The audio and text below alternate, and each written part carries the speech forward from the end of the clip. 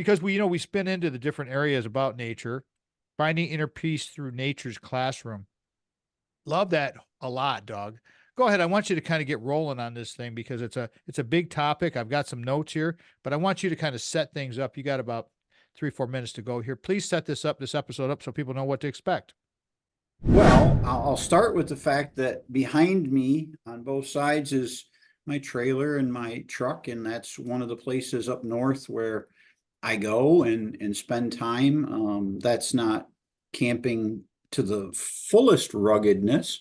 I also have a kayak and a backpack and a hammock with a tent that I put over it. And, if my wife and I want to take a canoe or a kayak and go down the river and spend the weekend somewhere just floating and setting up a camp, we can do that as well. But I just really want to talk about, I have seen a lot of places and things in life, and life sometimes seems complex, but nature grounds us. I mean, if you don't do anything today and you feel stressed out, take your shoes off, go out and stand in your front yard, just let your feet touch the dirt, take a deep breath of air, look up at the sky. The sun is there today, the moon will be there this evening, and it will repeat itself again. So that was one of the things we talked about during sort of the COVID process and time when everything seemed to be going upside down is the earth is here. It's been here. It'll continue to be here. We're part of it. Learn from it. Learn that it may seem complex, but sometimes you just got to step away and get regrounded. And so there's some things we can learn from that. That's what I want to talk about today. Being in the wilderness is very important. I just went to a meeting with a very, very, very knowledgeable nutritionist, and we were talking about, and she's very into natural things and talking about the sun and how the sun is so beneficial. We get kind of, I think, Doug, we get kind of bombarded with marketing on sunscreen and cancer and all these negative things. But you know what? Vitamin D is really important to our health, and the sun is wonderful. I mean, wonderful. Talk about that for just a second, because I know you're such an outdoors guy, and we got a minute to go before we go. But your opinion on just vitamin D and getting into that sun. Well, I think fresh air and sun is really important. I was just in Phoenix. I've lived in Phoenix before. I was just out there 2 weeks ago. And I currently take some medicine that doesn't really suggest that I spend long periods of time in the sun. But without getting in the sun, I don't get the vitamin D. So I'm either going to take something as a supplement, but it does affect you. You're part of who you are in the makeup of how your body and your skin uses that. It does help in terms of how your body needs certain things just to feel healthy, well, and that's absolutely there. How nature grounds us, as you said earlier. Go ahead, please expand on that whole embracing change thing. You're my hunter, non hunter guy, my brother. Go ahead. Well, I want to set it up with a little bit more than that. So what I would say is that embracing change, I want to back up just a little bit, and I want to go back to something that I don't know if I put it in my notes for you or not, but one of the things that I think is important is that in everybody's life or lives, we find that we're challenged in our daily lives a little bit, and we all sort of want stability with that, but we also know that there's change taking place. And so the good news is that, again, in this case, the wilderness and how we learn from nature. And when I say outdoors or the wilderness, it doesn't have to be that. It could be the city park. It could be your backyard. It doesn't have to be that you get to take a week off and go somewhere that's really super remote. But whether it's a camping trip or it's just a hike in the park, those experiences in nature offer you more than just a break from your routine.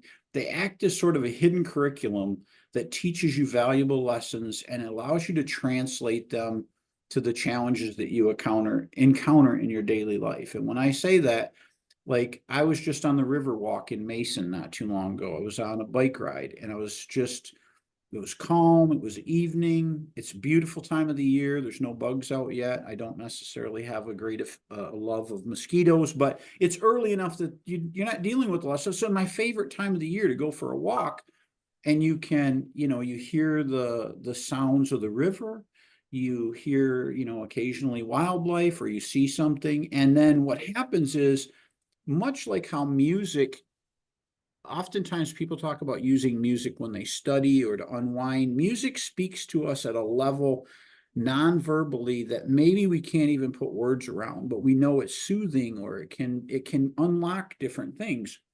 Nature has the same way of doing that. And so that's where I wanted to start, because when things seem complex, sometimes you just have to step back and get a bigger perspective, or change the lens that you're looking at things through. So one of the things that people felt when we were in the pandemic, when we were confined to our home or maybe to an apartment or a smaller area, is you got really aware that you wanted to be outside of that. You wanted a little bit more room.